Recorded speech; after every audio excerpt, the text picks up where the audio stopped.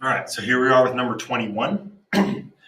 Once again, 21 and 22. As I said the other day, 5-second kind of problems, okay? You got to be able to do these quickly.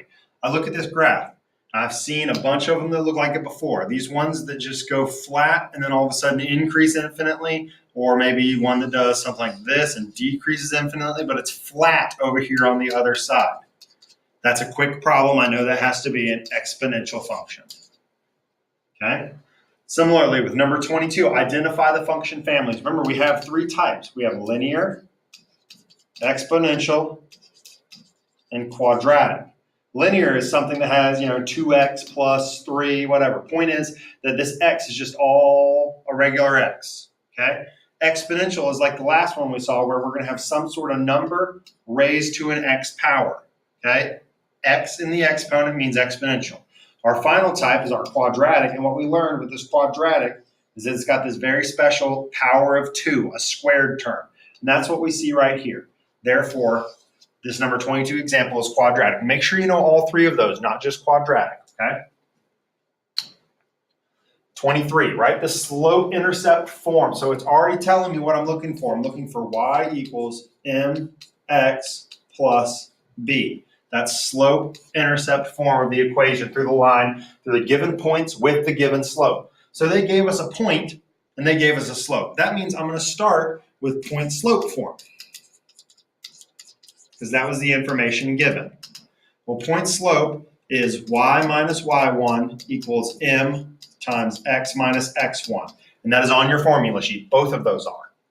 So I know I need all of that information. Well, they gave me a point. That's an x value and a y value, specifically x1 and y1. And then they gave me a slope. Well, that's my m. Now I plug stuff in. And as I've been doing, I identify. I plug stuff in there, there, and there because that's the pieces of information I was given.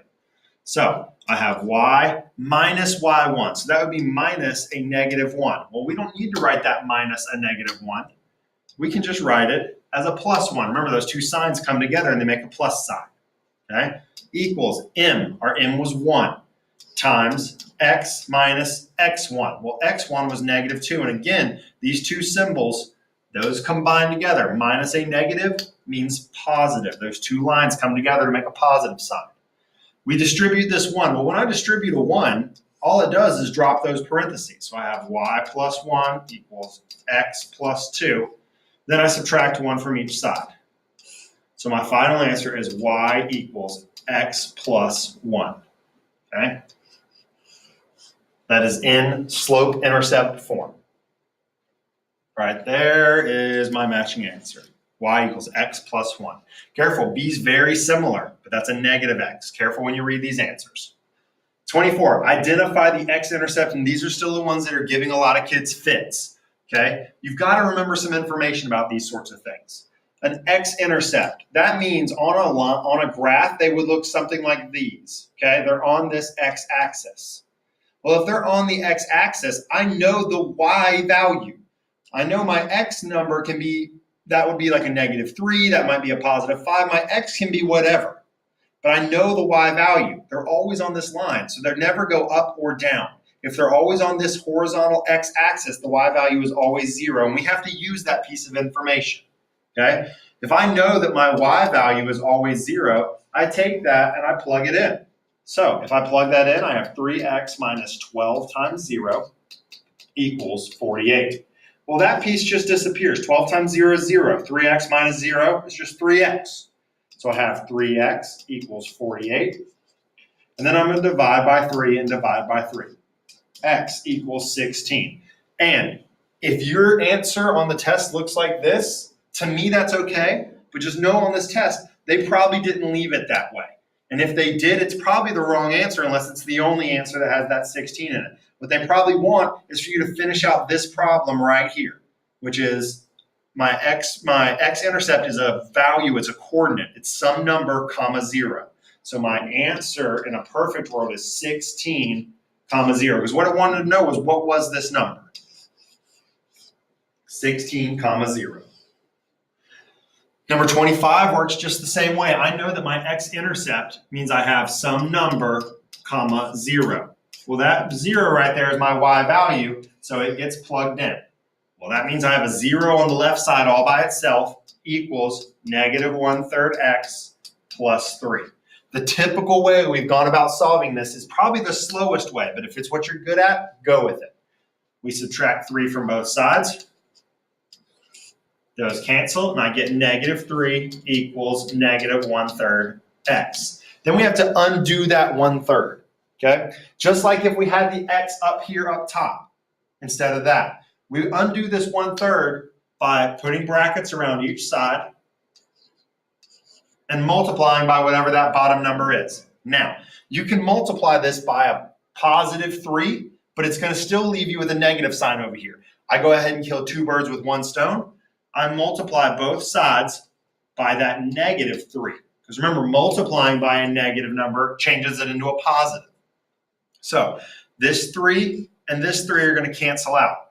And that negative sign canceled out because I multiplied by a negative. Okay, so what I have on the right-hand side by itself is just x. On the left-hand side, negative 3 times negative 3 gives me a positive 9. And to me, we're finished. But once again, you probably will not see this answer. Okay? If you do, make sure that it's the only one with a 9 in it. Most likely, the answer will come in the form of 9, 0. So we just take that 9 that we found x to equal, and we plug it in to that point. So we want to know what that specific number was. Just a quick reminder, they might give you something like 3x plus 4y equals 10. And I don't know how this is going to work out. These numbers, actually, I can already tell you, I don't think these numbers are going to work out very well. Fact is, what if they asked you for the y-intercept? I made this problem up. It's extra. What if they asked you for a y-intercept? Well, a y-intercept is some point always on this y-axis. We don't know how high or how low it is, but we know it's on this y-axis. Well, in that case, I know some similar information. I don't know what my x value is. I don't know what my y value is. It could be any number.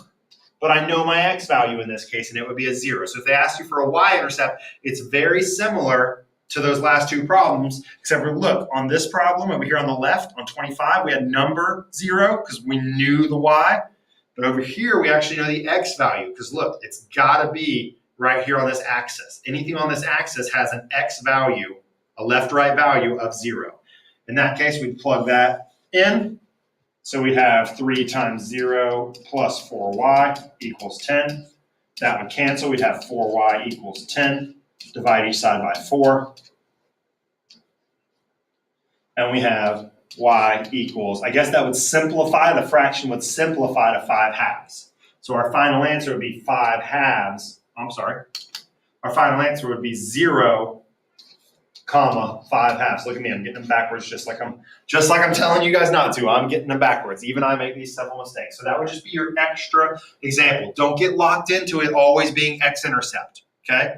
Don't get locked into it always being x-intercept. Sometimes they might ask you for the y-intercept. If that happens, it's the same process. It's just our 0 is actually in a different place this time.